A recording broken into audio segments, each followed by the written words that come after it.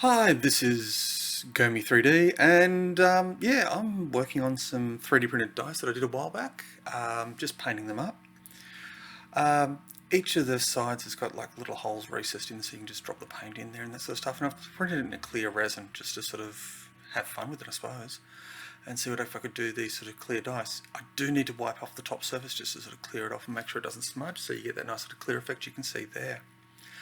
Now, yeah, here's me just running through the whole rest of it, making a bit of a mess, tidying it up, so on and so forth, as I sort of do each of the faces. I find it easiest to basically do 3 faces in a band around one side, so I can pinch hold the alternate sides and then get to 3 faces and then let it dry, and go through and paint the other 3 faces.